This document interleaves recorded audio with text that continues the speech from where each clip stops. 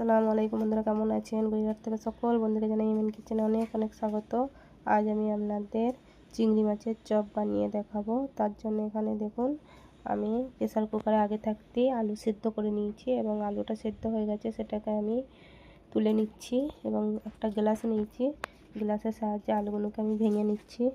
এই দেখুন, আলুগুলো আমি সব ভেঙে নিয়েছি এবং আমি সমস্ত কিছু জোগাড় করে নিয়েছি। এইদিকে চিংড়ি মাছ নিয়েছি, চিংড়ি মাছগুলোকে নুন হলুদ মাখিয়ে নেব এবং একটু লঙ্কা দিলাম, দিয়ে আবার জিরে গুঁড়ো আদা রসুন সমস্ত দিয়ে আমি ভালো করে নুনকে মাখিয়ে নিলাম। এরপর আমি একটা বাটি নিয়েছি, তাতে একটা ডিম ফাটিয়ে নিলাম, পরিমাণ মতো লবণ দিয়ে ভালো করে ফেটিয়ে নেব। দেখুন, পরিমাণ মতো লবণ দিয়ে আমি ভালো করে এটাকে ফেটিয়ে সাইডে রেখে দিলাম। এরপর ওভেনটা জেলে নিয়েছি, তাতে কড়া দিয়ে নিয়েছি, তেল দিয়ে একটা জিরে ফোড়ন দিলাম, দিয়ে পেঁয়াজ কুচিগুলো দিয়ে দিলাম, দিয়ে ভালো করে নেড়ে নেব। এই দেখুন, নেড়ে নিচ্ছি। এরপর আমি সমস্ত মশলা দিয়ে দিলাম। এতে আছে ধনে জিরে গুঁড়ো, লঙ্কা গুঁড়ো, হলুদ গুঁড়ো ও পরিমাণ মতো লবণ দিয়ে ভালো করে মিশিয়ে নিলাম। এরপর আমি আদা রসুনের পেস্টটা দিয়ে দিলাম, দিয়ে আবারও ভালো করে একসাথে সমস্ত কিছু মিশিয়ে নেব। এরপর আমি যেটা দিলাম সেটা হলো চিংড়ি মাছের মাথাগুলোকে আমি পেস্ট করে নিয়েছিলাম, দিয়ে সেটাকে দিয়ে দিলাম, দিয়ে ভালো করে মিশিয়ে নিলাম। এরপর আমি আলু সেদ্ধটা দিয়ে আবারও ভালো করে আমি মাখিয়ে নিচ্ছি, বা সমস্ত কিছু একসাথে মিক্সড করে আমি আলুটাকে খানিকক্ষণ ভেজে নিচ্ছি। এই দেখুন, আমার আলুটা হয়ে গেছে, আমি তুলে নিলাম। এরপর আমি আবার সমস্ত কিছু জোগাড় করে নিচ্ছি।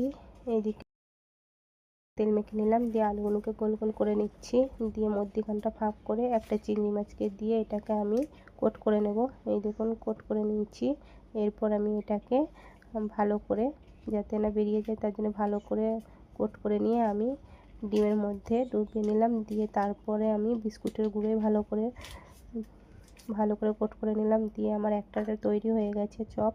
এরপর আমি আবারও আলু নিয়েছি, নিয়ে আলুটার মধ্যেখানটা ফাঁক করে একটা চিংড়ি মাছ দিয়ে ভালো করে এটাকে মুড়ে নিচ্ছি, দিয়ে আবার ডিমের মধ্যে চুবিয়ে আবারও বিস্কুটের গুঁড়োয় দিয়ে এটাকেও ভালো করে কোট করে নিয়ে আমার আর একটা চিংড়ি মাছ তৈরি হয়ে গেল চপ। এইভাবেই আমি সমস্ত চপগুলোকেই তৈরি করে নিচ্ছি এবং সমস্ত চপগুলো দেখুন আমার তৈরি করা হয়ে গেছে। এদিকে ওভেনটা জেলে কড়া বসিয়ে তেল দিয়ে দিলাম, তেলটা গরম হয়ে গেছে। এরপর আমি একে একে চিংড়ি মাছের চপগুলোকে আমি ছেড়ে নেব। এই দেখুন, ছেড়ে নিয়েছি, একদিকটা হয়ে গেছে, আমি উল্টে নিলাম এবং লাল লাল করে ভেজে নিতে হবে। এবং দেখুন, আমার লাল লাল করে ভেজে নিচ্ছি এবং লাল লাল করে আমার এগুলো ভাজা হয়ে গেছে। এগুলোকে এবার তুলে নেব। এই দেখুন, তুলে নিচ্ছি, কত সুন্দর কালারটা এসছে। আমি বাকি যে চপগুলো আছে সেগুলোকেও আমি আবারও ভেজে নেব। এই দেখুন, বাকি চপগুলোকে আমি ভেজে নিচ্ছি এবং এগুলোকে এপিট ওপিট করে লাল লাল করে আমি ভেজে নিচ্ছি। এগুলো হয়ে গেছে, এগুলোকেও তুলে নেব। এই দেখুন, তুলে নিচ্ছি। সব চপ কটা আমার ভাজা হয়ে গেছে। যদি ভালো লাগে লাইক কমেন্ট ও শেয়ার করবেন। ভালো থাকবেন, দোয়া করবেন। আল্লাহ হাফেজ।